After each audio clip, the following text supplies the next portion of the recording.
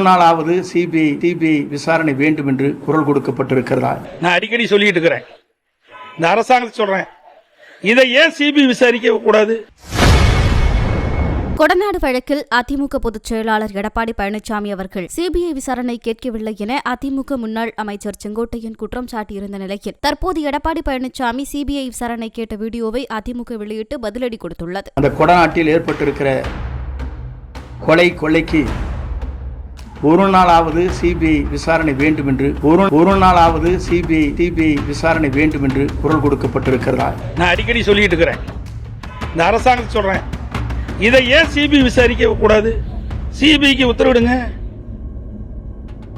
CBI விசாரிக்கட்டும். நீங்க தான் சந்தேகம் சொல்றீங்களா, சிபிஐக்கு ஒப்படைங்க. அடியில கணம் இல்ல, வழியில பயம் இல்ல, அப்படி இருக்க வேணும்.